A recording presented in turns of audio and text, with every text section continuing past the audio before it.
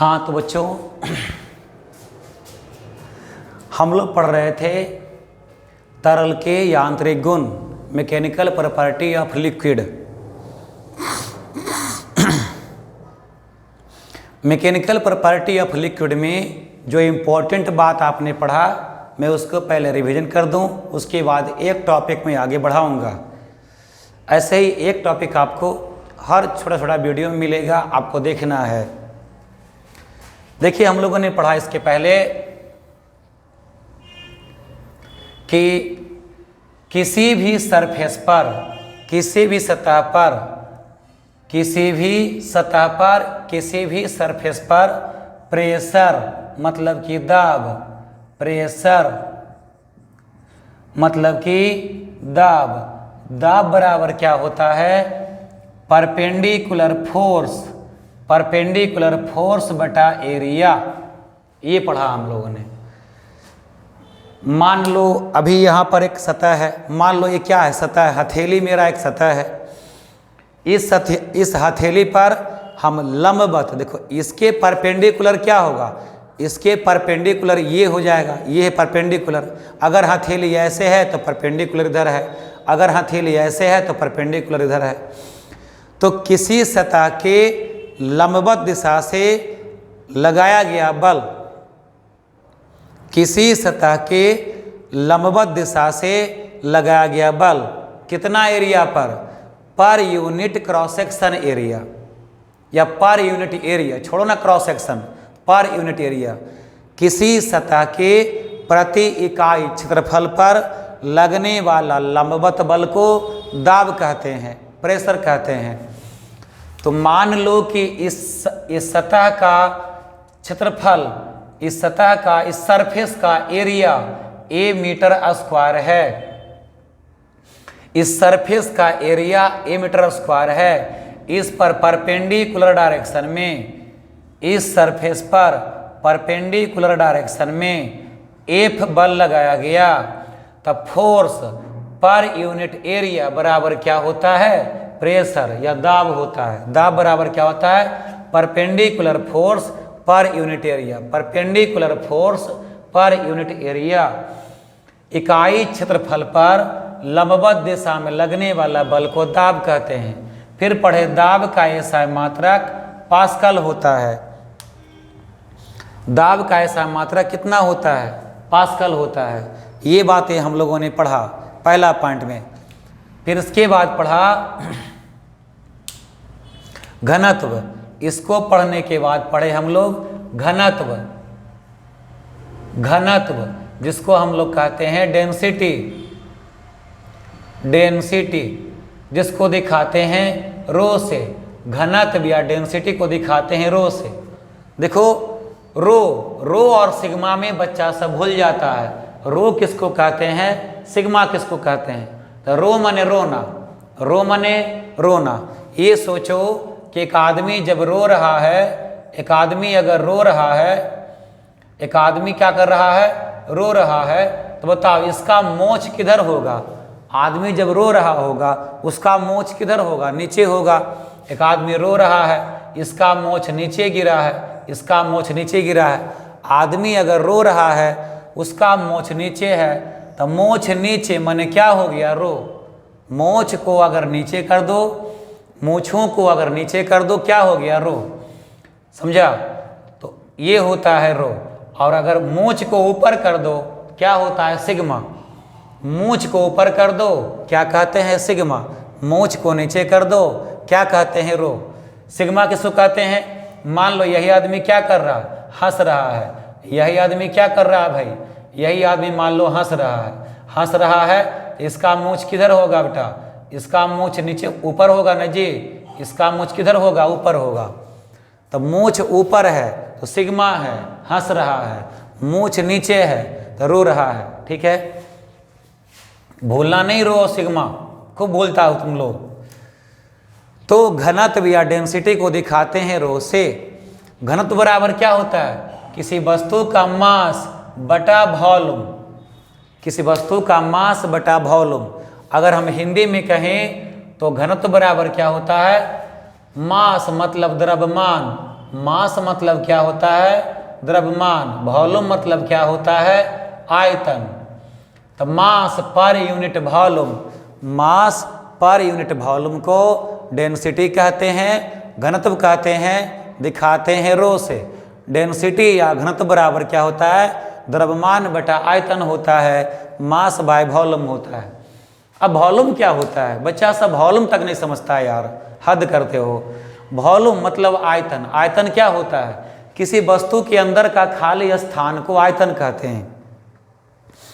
किसी भी वस्तु के अंदर के खाली स्थान को आयतन कहते हैं।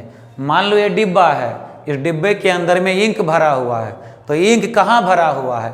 डिब्बे के अंदर के खाली स्थान में भरा हुआ है। इंक कहाँ भरा हुआ है?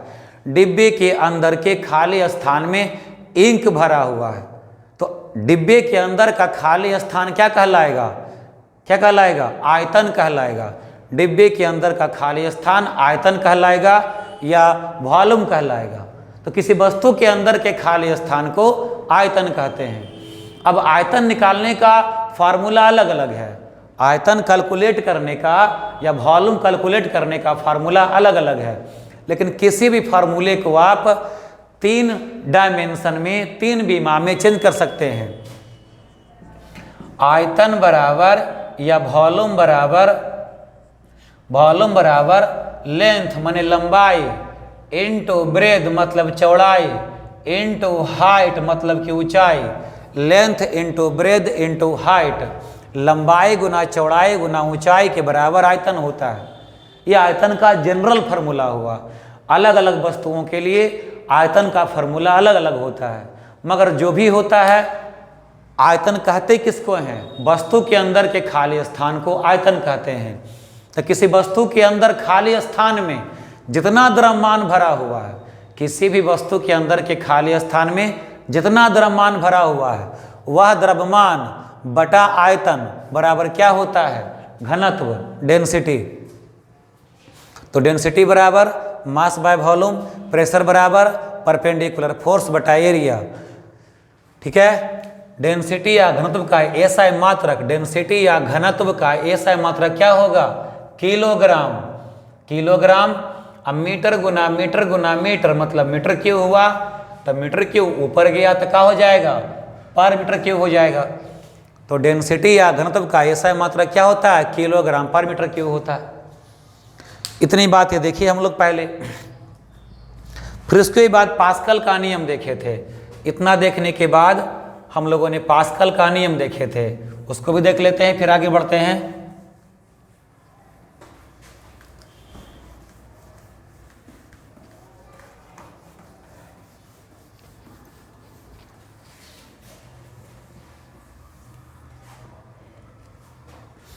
पास्कल का नियम क्या था?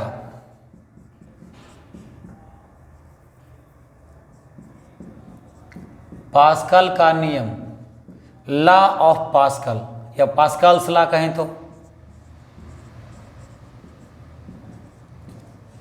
पास्कल का नियम क्या था? किसी द्रव के अंदर, ये मान लो एक बर्तन है, इस बर्तन में क्या भरा हुआ? द्रव भरा हुआ है, लिक्विड भरा हुआ है। इस बर्तन में क्या भरा हुआ? लिक्विड भरा हुआ है। तो सबसे पहले तो एक नियम, पास्कल का नियम अभी हटाओ। किसी द्रव के द्वारा सतह पर लंबवत दिशा में दाब लगाया जाता है या बल लगाया जाता है? बल लगाया जाता है। अभी पास्कल का नियम छोड़ो, एक बात को तुम याद रखा करो कि ये द्रव है। मान लो यहाँ पर द्रव भरा हुआ है, द्रव जैसे पानी भरा हुआ है। सबसे सिंपल द्रव क्या है? पानी ही तो है। तो मान लो बर्तन के अंदर में पानी भरा हुआ है, और पानी में एक वस्तु रखा हुआ है। ये मान लो ऐसे टेढ़ा मेढ़ा वस्तु रखा हुआ है। ये वस्तु को हमने रख दिया पानी के अंदर में, द्रव के अंदर में एक वस्तु रख दिया। तो इस वस्तु पर द्रव क्या करेगा? चारों तरफ से बल लगाएगा। इस वस्तु पर द्रव क्या करेगा? चारों तरफ से बल लगाएगा। वो बल किधर लगाएगा? हमेशा सतह के लंबवत। इस सतह के लंबवत ये हो गया।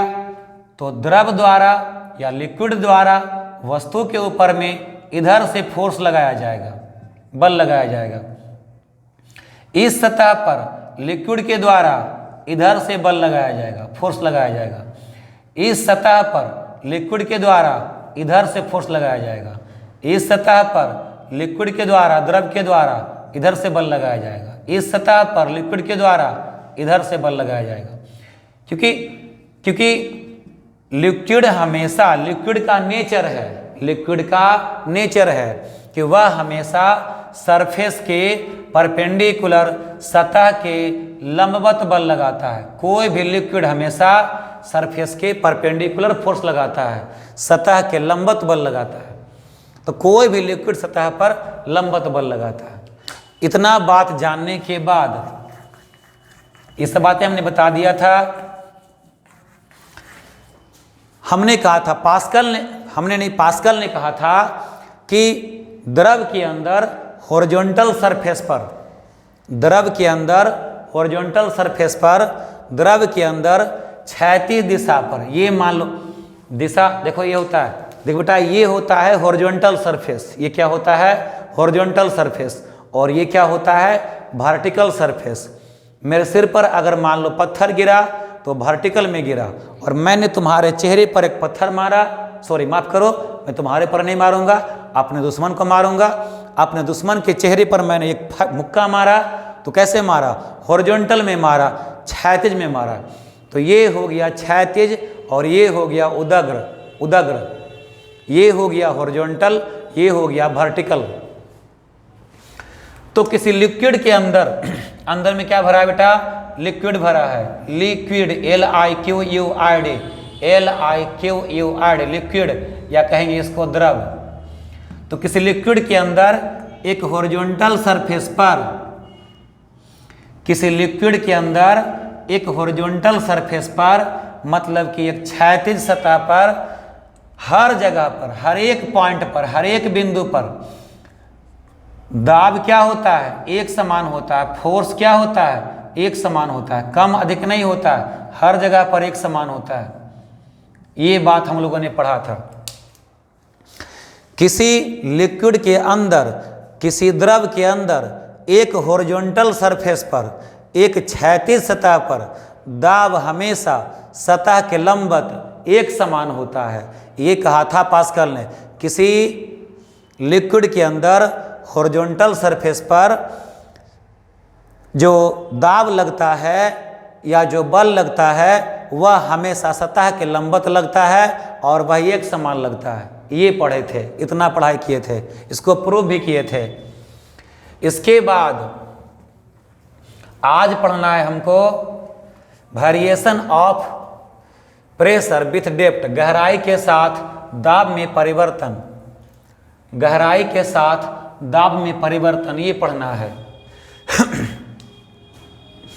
गहराई के साथ दाब में परिवर्तन होता है। भाई हॉरिजॉन्टल सरफेस पर तो दाब में कोई परिवर्तन नहीं होता है। मान लो मैं अभी पानी में डूबा हूं, तो पानी में डूबा हूं तो इस ऊंचाई पर हर जगह का प्रेशर क्या होगा, एक समान हो जा, हर जगह पर दाब क्या होगा, एक समान होगा। ये कहा था पास्कल ने। उसके बाद हमको पढ़ना है गहराई के साथ दाब में परिवर्तन होता है। गहराई के साथ दाब में परिवर्तन, जैसे जैसे गहराई में जाते हैं दाब क्या होते जाता है, बढ़ते जाता है। मैं सही बोल रहा हूँ। अगर आप नदी में तुम डुबकी लगाओगे, तुमको तैरना आता है तो डुबकी लगाना, नहीं आता है तो नहीं डुबकी लगाना, वरना डुबकी लगाए रह जाओगे भाई। तो अगर तुमको तैरना आता है तो एक ऊंचा पेड़ से कूदो, पानी में, बे पानी में कूदना, जमीन पे नहीं, वरना हमको माता पिता से जान मरवा दोगे यार। ऊंचे पेड़ से पानी में कूदो, गहरे पानी में, अगर तुमको तैरना आता है तो ऊंचे पेड़ से जब गहरे पानी में कूदोगे तो पानी के अंदर धीरे धीरे ज़्यादा गहरा तक चले जाओगे। बाद में फिर पानी क्या करेगा, तुमको बाहर निकाल देगा बायोंसी फोर्स के कारण, वो बाद में पढ़ेंगे। तो जब ऊंचे पेड़ से, देखो यहाँ फिर बनाते हैं, मान लो ये नदी है, ये क्या है, नदी है। नदी में यहाँ तक पानी भरा हुआ है, यहाँ पर क्या है, पेड़ है, यहाँ पर पेड़ है, पेड़ का ये डाली है, पेड़ का ये क्या है, डाली है, ये डाली है पेड़ का, ठीक है, यहाँ पर पत्ते लगे हैं। तुम यहाँ पर नंगा पुंगा होकर के कूद गया, समझा। आप यहाँ नंगा पुंगा होकर के, ना पैंट पहना ना शर्ट पहना, बिल्कुल खुल्लम खुल्ला, क्या कर दिया तुम यहाँ से कूद गए। यहाँ से जब कूद जाओगे बेटा तो जैसे जैसे देखो छपाक से पानी में गिरोगे, ऊंचाई से कूदोगे पानी में तो पहले तो छपाक से पानी में गिरोगे, उसके बाद क्या करोगे, आपका शरीर यहाँ से अंदर जाएगा और अंदर जाएगा और अंदर जाएगा। फिर बाद में क्या होता है ना जी, तुम तो कभी कूदे नहीं होगे भी, आप लोगों ने तो पानी देखा नहीं होगा नदी में, हमने देखा है, खूब कूदा है पेड़ की डालियों पर से गाँव में। तो जब यहाँ से कूदोगे ना बेटा तो देखो तुम इस ऊंचाई पर है, बाद में और नीचे गया तब इस ऊंचाई पर है, और नीचे गया तब इस ऊंचाई पर है। जैसे जैसे पानी के अंदर जैसे जैसे पानी के अंदर गहराई में जाओगे वैसे वैसे कान क्या है, दुखने लगता है। ठीक है, ऊंचाई से कूदोगे ना तो जैसे जैसे पानी के अंदर जाओगे कान दुखने लगता है। क्यों? जब पानी के अंदर पानी के अंदर इस ऊंचाई पर रहेंगे तो देखो पानी के सतह के पास में है ना जी, पानी के सतह के पास में है ना, कान पर दबाव कम लगेगा, कम दबाव लगेगा तो कान कम दुखता है। लेकिन जब और नीचे चल जाओगे, मान लो यहाँ पर आ गए तो पानी से अधिक गहराई पर चले गए ना, पानी में अधिक गहराई पर चले गए तो अब कान ज़्यादा दुखने लगता है, क्योंकि कान के पर्दे पर जो है प्रेशर लगता है, दबाव लगता है, उस दबाव के कारण दुखने लगता है। यदि और गहराई पर चले गए तो क्या होगा, कान पर और अधिक प्रेशर लगेगा तो कान और ज़्यादा दुखेगा। मतलब क्या सीख रहे हैं कि पानी के अंदर जैसे जैसे गहराई में जाते हैं दाब क्या होता है, बढ़ता जाता है, दाब बढ़ता जाता है। ठीक है, तो गहराई के साथ क्या हुआ, दाब में परिवर्तन हुआ, उसी के बारे में पढ़ना है। गहराई के साथ दाब में परिवर्तन कितना परिवर्तन होता है गहराई के साथ दाब में, उसी बात को साबित करना है हमको। ठीक है, ऐसा होता है बेटा, बिल्कुल ऐसा होता है।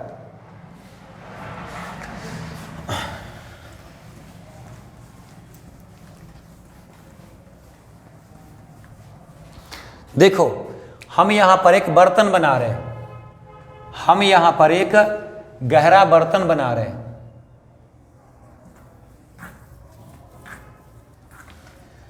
हम यहाँ पर एक गहरा बर्तन बना रहे हैं। बना नहीं रहे सर जी, केवल बोल रहे हैं, लोग बना दिया, एक गहरा बर्तन बना लिया। इसमें पानी मान लिया यहाँ तक भरा हुआ है, यहाँ तक पानी भरा हुआ है। ठीक है, अब यहाँ तक पानी भरा हुआ है, हर जगह यहाँ तक पानी पूरा भरा हुआ है, भरा हुआ है। अब हमको पता करना है कि गहराई के साथ दाब में कितना परिवर्तन होता है। तो अभी यहाँ पर क्या करना है, हमको दो बातों को इमेजिन करना है, सोचना है। अभी मान लो मैं पानी में डूबा हूँ तो मेरे आसपास क्या है, पानी ही पानी है। तो इस पानी में दो गोल सर्कुलर मतलब गोल, गोलाकार सर्कुलर एरिया मान लेना है, जो सच में है नहीं मान लेना है। मान लो मैं पानी में डूबा हूं तो यहां पर एक गोल एरिया मानना है, एरिया माने क्षेत्रफल, यहां पर एक गोल क्षेत्रफल मान लेना है, यहां पर एक सर्कुलर एरिया मान लेना है। एक सर्कुलर एरिया यहां पर मान लिया जो सच में है नहीं पानी के अंदर, और एक सर्कुलर एरिया यहां पर नीचे मान लेना है। दो सर्कुलर एरिया मानना है, एक सर्कुलर एरिया यहां पर मान लिया और एक सर्कुलर एरिया यहां पर मान लिया। ये दोनों सर्कुलर एरिया किस ऊंचाई पर है, h ऊंचाई पर है, ऐसा मैंने मान लिया। वही देखो यहां पर कर रहे हैं कि इस पानी के अंदर मैंने माना, इस पानी के अंदर मैंने माना कि यहां पर एक सर्कुलर एरिया है, वृत्ताकार क्षेत्रफल है, सर्कुलर एरिया है, वृत्ताकार क्षेत्रफल है। और इसी प्रकार का एक वृत्ताकार क्षेत्रफल यहां नीचे है, इसी के बराबर एक वृत्ताकार क्षेत्रफल, एक सर्कुलर एरिया नीचे है।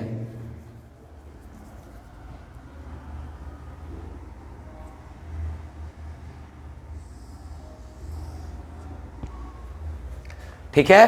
तो एक सर्कुलर एरिया ऊपर है, एक सर्कुलर एरिया नीचे है, ऐसा मान लिया, जो सच में है नहीं, मान लिया इस बात को जानने के लिए, साबित करने के लिए।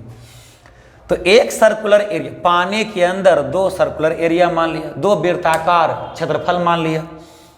इस वृत्ताकार क्षेत्रफल को हम ए बोल रहे हैं, ए, क्योंकि क्षेत्रफल लंबाई गुना चौड़ाई बराबर क्षेत्रफल होता है, और क्षेत्रफल को दिखाया जाता है ए से। काहे कि ए मतलब होता है एरिया, एरिया, एरिया मतलब होता है क्षेत्रफल।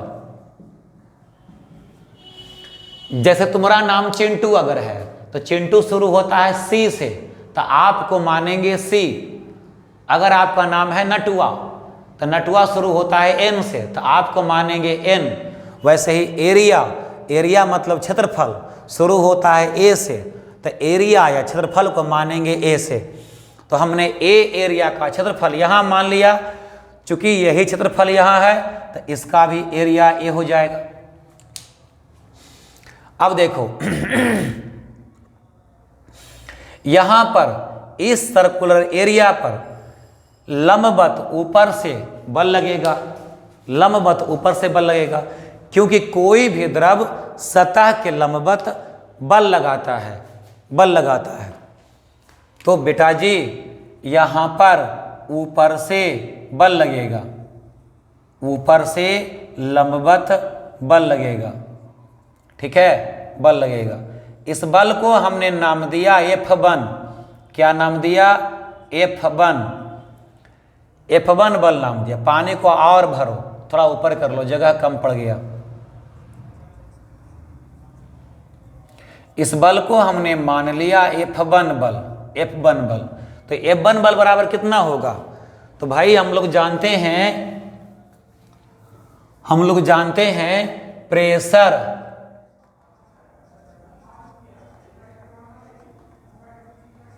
प्रेशर मतलब कि दाब बराबर क्या होता है? लंबवत बल, लंबवत बल बटा क्षेत्रफल होता है ना बेटा। प्रेशर या दाब बराबर होता है, प्रेशर का सिंबल होता है P, प्रेशर या दाब का सिंबल होता है P। प्रेशर बराबर क्या होता है? लंबवत बल बटा एरिया मतलब क्षेत्रफल।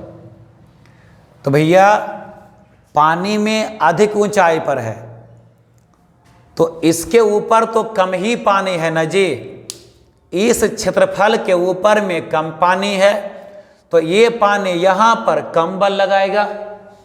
ये इस क्षेत्रफल के ऊपर में पानी कम है तो ये पानी इस क्षेत्रफल पर कम बल लगाएगा। वही बल को हम पता कर रहे हैं, प्रेशर बराबर होता है परपेंडिकुलर फोर्स बटा एरिया, दाब बराबर होता है लंबवत बल बटा क्षेत्रफल। तो बताओ बल बराबर क्या हो जाएगा? तो लंबवत बल, लंबवत बल बराबर क्या हो जाएगा? Pressure into area. फोर्स बराबर हो जाएगा प्रेशर इंटू एरिया। फोर्स बराबर होगा प्रेशर इंटू एरिया। तो यहाँ जो प्रेशर लग रहा होगा, मान लो कि P1 प्रेशर लग रहा होगा, यहाँ पर जो प्रेशर लग रहा है, दाब लग रहा है, वो कितना प्रेशर है? P1। तब P1 प्रेशर पर क्या होगा? P1 प्रेशर कैसे निकलेगा? P1 प्रेशर बराबर लंबवत फोर्स F1 बटा एरिया निकलेगा। P1 प्रेशर बराबर लंबवत फोर्स बटा एरिया। तो भैया लंबवत फोर्स F1 बराबर क्या होगा? P1 प्रेशर गुना एरिया। लंबवत फोर्स F1 बराबर क्या होगा? P1 प्रेशर गुना एरिया। तो यहाँ F1 बराबर क्या हो जाएगा बेटा? P1 इंटू ए। F1 प्रेशर बराबर क्या होगा? P1 इंटू ए। F1 फोर्स, F1 फोर्स बल, F1 बल बराबर क्या हो जाएगा बेटा? बल, F1 बल बराबर क्या हो जाएगा? P1 इंटू ए। ठीक है, ये हो जाएगा।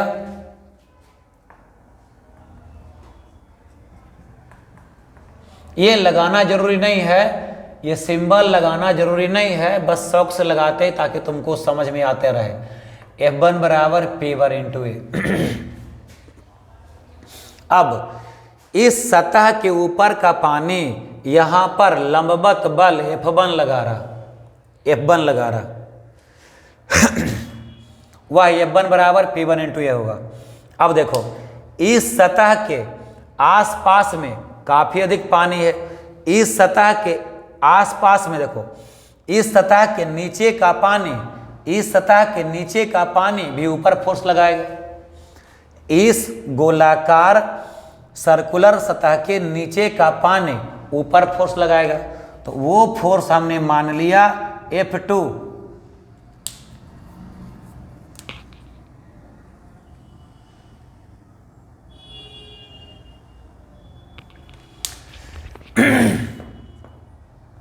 इस सतह के नीचे का पानी भी ऊपर फोर्स लगाएगा, वो फोर्स हमने मान लिया F2।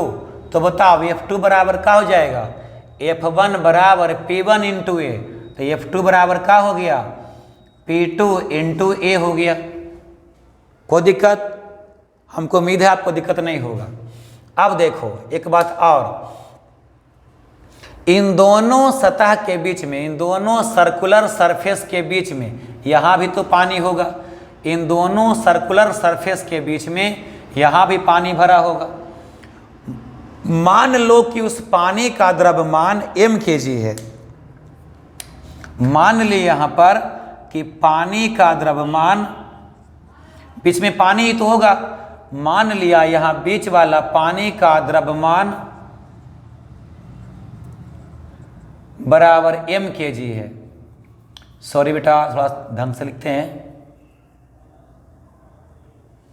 बीच के पानी का द्रव्यमान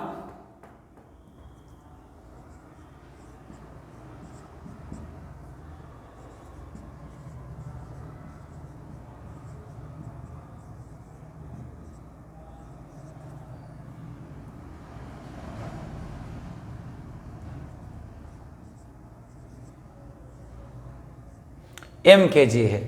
मान लिया कि बीच के पानी का द्रव्यमान mkg है, तो mkg के नाम पर 2 kg, 10 kg, 5 kg जो भी, तो हर वस्तु जिसमें द्रव्यमान होता है, वो हर बॉडी जिसमें मास होता है, वह नीचे की ओर mg बल लगाता है। हर एक बॉडी जिसमें मास होता है वह नीचे की ओर mg बल लगाता है। तो यहाँ बीच का जो पानी होगा, बीच का जो वाटर होगा, वह नीचे की ओर mg बल लगाएगा। तो नीचे की ओर क्या करेगा? mg बल लगाएगा, नीचे की ओर, नीचे की ओर लगाएगा। ठीक है, तो देखो ये है क्या? बर्तन। ये क्या है जी? बर्तन। बर्तन में क्या भरा है जी? द्रव। बर्तन के अंदर में क्या भरा है जी? द्रव भरा है।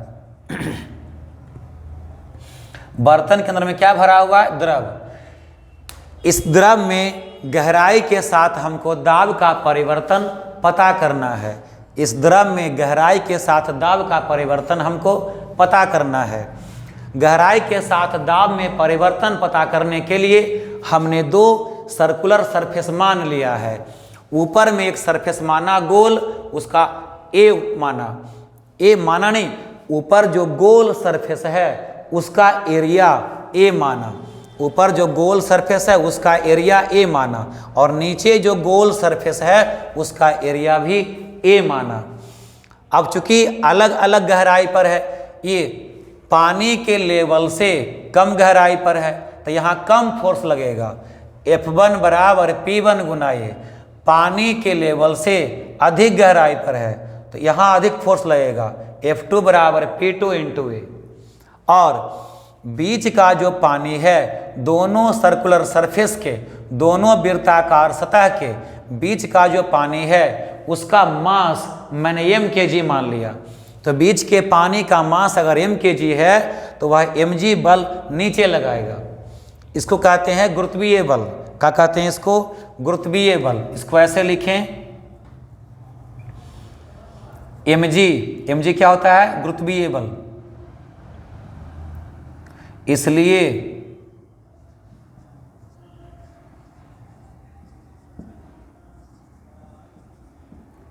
गुरुत्वीय बल को दिखाते हैं Fg से।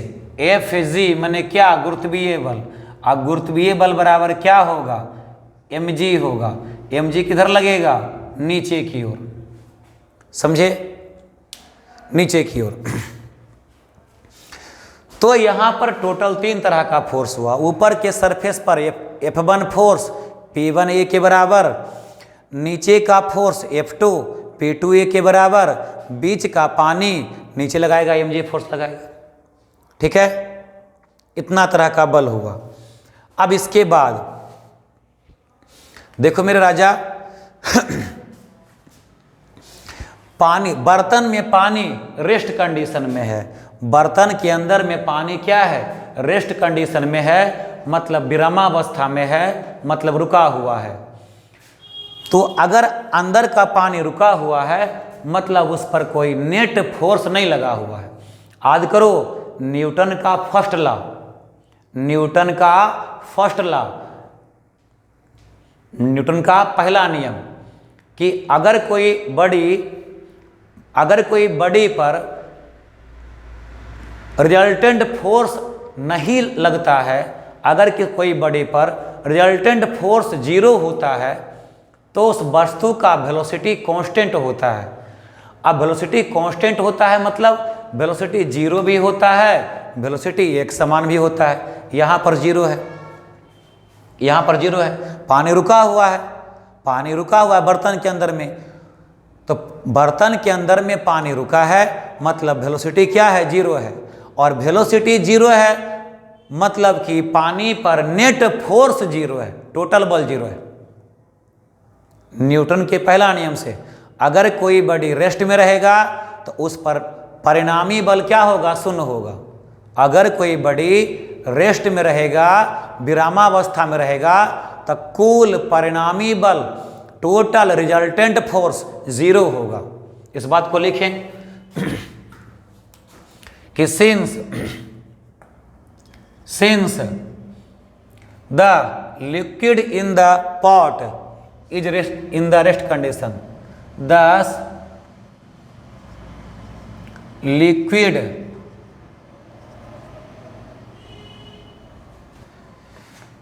is in the rest condition,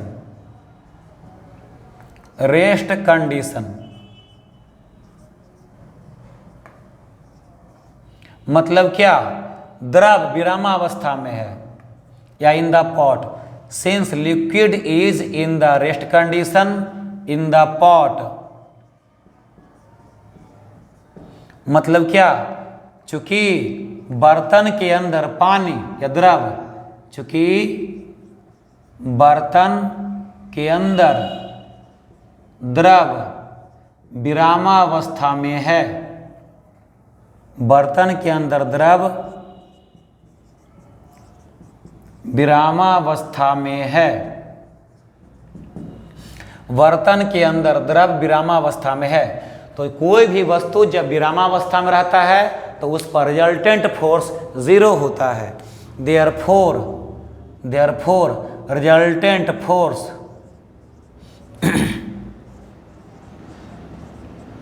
resultant force मतलब कि परिणामी बल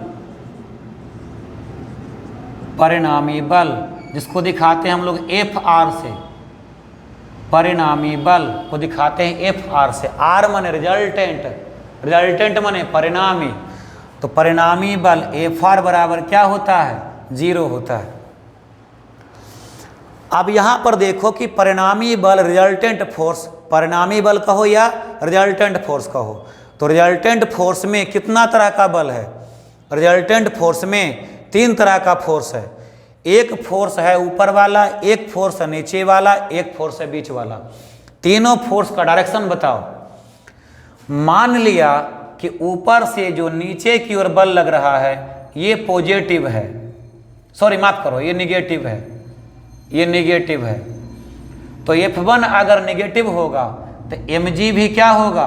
नेगेटिव होगा, क्योंकि नीचे की ओर बल हमने नेगेटिव माना है, तो यहाँ पर नेगेटिव तो यहाँ भी नेगेटिव, और ये बल ऊपर लग रहा है तो पक्का से पॉजिटिव होगा। तो तीनों बल को मिलाकर क्या बनेगा, रिजल्टेंट फोर्स बनेगा। तीनों बल को अगर तीनों फोर्स को अगर हम ऐड कर देंगे तो क्या बन जाएगा, रिजल्टेंट फोर्स बन जाएगा। करते हैं ऐड, तो रिजल्टेंट फोर्स के बदले कितना फोर्स है, रिजल्टेंट फोर्स के बदले F1 फोर्स है जो माइनस में है, तो लिखेंगे माइनस F1, या ऐसा करो बेटा प्लस वाला को पहले लिखो, F2 क्या है, प्लस में है, तो F2 प्लस में है, F1 क्या है, माइनस में है, माइनस F1, mg क्या है, माइनस में है, नीचे लगने वाला माइनस में है, माइनस mg। ये तीनों बल मिला के क्या बन गया, रिजल्टेंट फोर्स बन गया, परिणामी बल बन गया। तीनों फोर्स मिला क्या बन गया, रिजल्टेंट फोर्स, परिणामी बल बन गया। यहां पर एक बात और लिख देते हैं, अच्छा उसके बाद में लिखेंगे, तीनों बल मिला क्या बन गया, रिजल्टेंट फोर्स बराबर क्या हो जाएगा, 0। क्यों जी, क्योंकि वाटर अंदर में रेस्ट कंडीशन में है, लिक्विड अंदर में रेस्ट कंडीशन में है। अब ये जो mg माइनस में है उसको उधर ले जाओ, mg को उधर ले जाओ, तो F2 माइनस F1 बराबर mg होगा। अब यहां से वैल्यू भरो, F1 का वैल्यू क्या होगा, P1A, F2 का वैल्यू क्या होगा, P2A।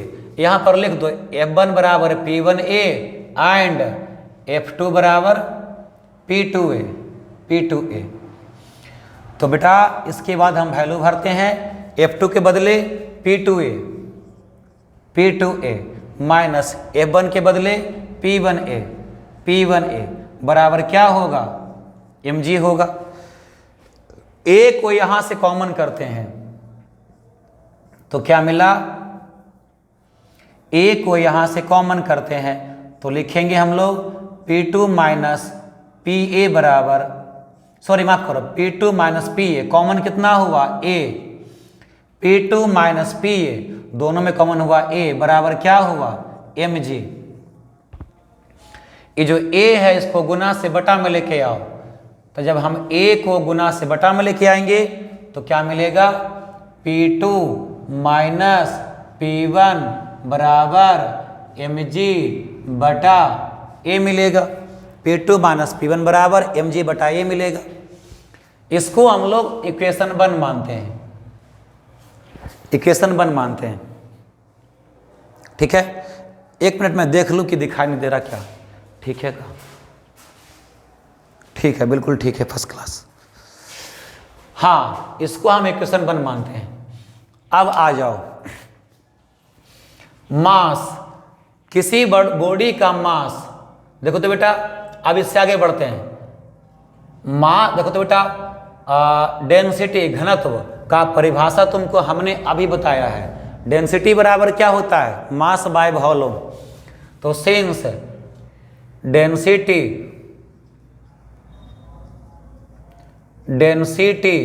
या घनत्व को दिखाते हैं रो से, मोछ नीचे तो रो हो गया। डेंसिटी या घनत्व रो बराबर क्या होता है, मास बाय वॉल्यूम। डेंसिटी या घनत्व बराबर क्या होता है, मास बाय वॉल्यूम। m क्या हुआ जी, द्रव्यमान, m क्या हुआ, द्रव्यमान हो गया। अभी क्या हुआ बेटा, वॉल्यूम हो गया, जिसको हिंदी में आयतन कहते हैं, आयतन या वॉल्यूम।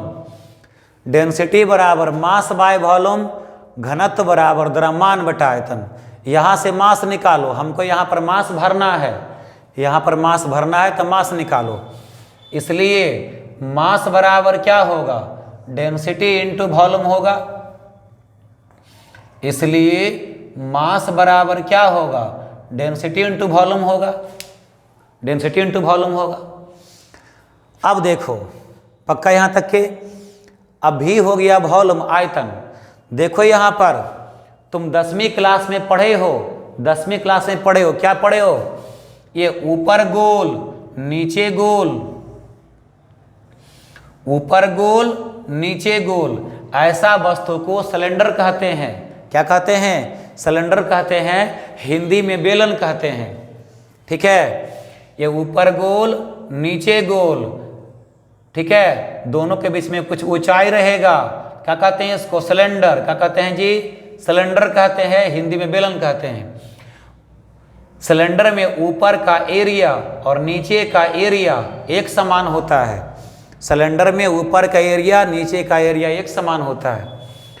मान लो कि सिलेंडर का ऊंचाई h है, यहां से लेकर के यहां तक का ऊंचाई h है, तो किसी सिलेंडर का बेस, इसको कहते हैं बेस, क्या कहते हैं? इसको कहते हैं बेस, आधार, इसको कहेंगे बेस। ये जो एरिया है ना गोल, इस गोल एरिया को बेस कहते हैं। बेस इसको भी कह सकते हैं, कोई दिक्कत नहीं, इसको उल्टा कर दो, ये बन जाएगा बेस। तो ये हो गया एरिया, ये हो गया ऊंचाई। तो बाबू सिलेंडर का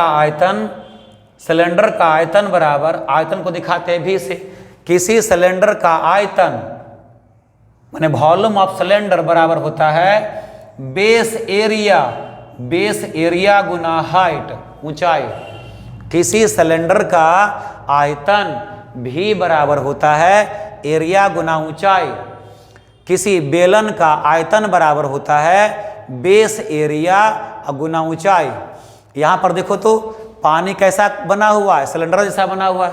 यहाँ पानी सिलेंडर जैसा बना हुआ है, जिसका बेस एरिया कितना है? ए है। इसका बेस एरिया कितना है? ए है। बेस एरिया मतलब आधार का क्षेत्रफल। बेस एरिया मतलब आधार का क्षेत्रफल कितना है? ए है। अच्छा, ये ऊंचाई है, इसको ऊंचाई मान लेते हैं। मान लिया कि इसका ऊंचाई कितना है जी? h है। h ऊंचाई का है, h ऊंचाई का है।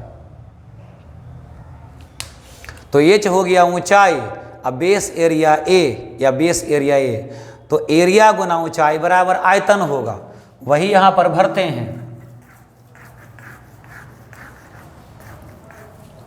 हैं, सेंस नाउ, यहां पर नाउ लगाओ। नाउ मतलब कि अब वॉल्यूम ऑफ सिलेंडर, वॉल्यूम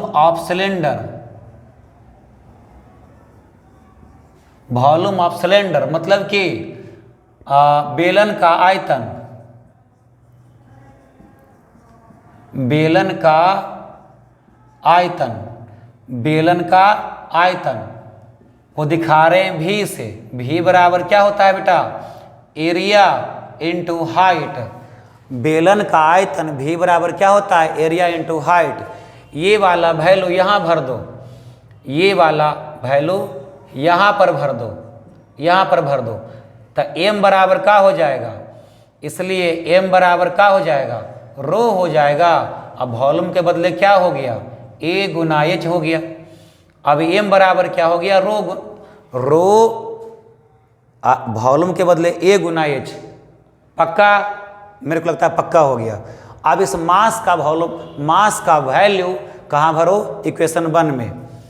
अब लिखते हैं from equation 1, therefore from equation 1 मतलब क्या? समीकरण 1 से। फ्रॉम इक्वेशन 1 मतलब क्या हुआ? समीकरण 1 से। समीकरण 1 से क्या मिला भाई? P2 माइनस PA बराबर, मास के बदले कितना भरेंगे? मास के बदले भरेंगे रो ए h भरेंगे। मास के बदले रो ए h भरेंगे, मास के बदले। और साथ में क्या है जी? g है, बटा क्या हो गया? बटा में a है, a से a कैंसिल हो गया बेटा। तो P2 माइनस PA बराबर क्या मिला? रो HG।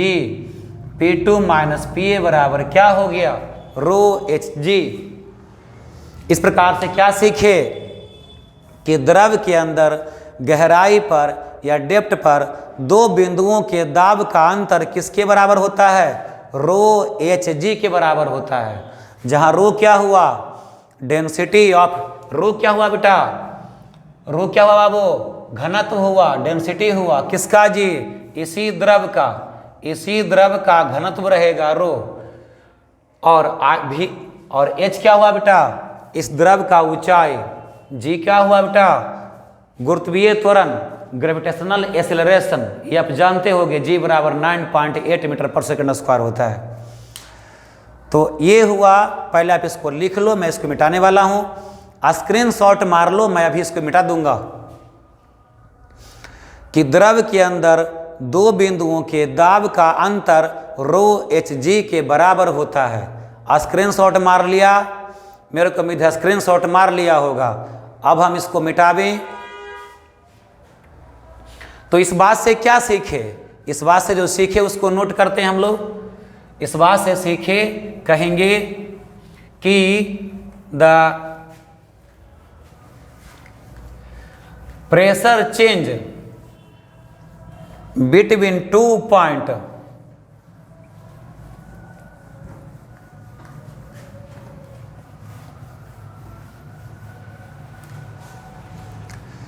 इस बात से सीखे, इसके नीचे लिखना है आपको कि the change in pressure, change in pressure, change in pressure between change in pressure between 2 point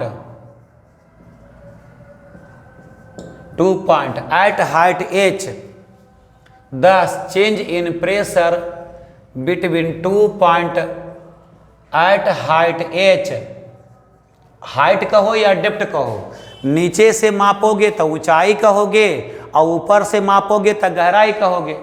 तो ऊंचाई से कहो या गहराई से कहो, दोनों तो एच के समान है। Thus the change in pressure between 2 point at height H will be equal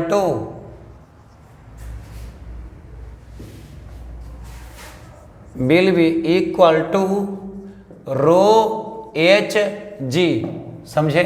Hindi में कहा जाए तो कहेंगे इस प्रकार in the liquid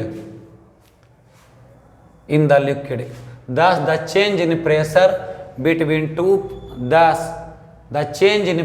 between 2 point at height H will be equal to rho H G in the liquid, या सूर्य में लगाओ 10 इन द लिक्विड, ऐसे लिखो 10 in the liquid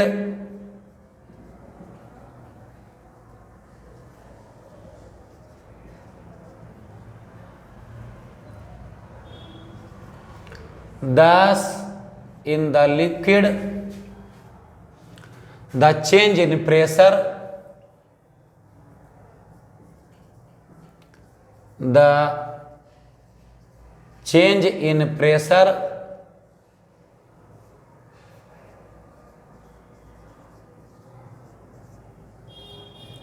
change in pressure between 2 point at height h will be equal to rho H G. इस प्रकार किसी द्रव के अंदर, इस प्रकार किसी द्रव में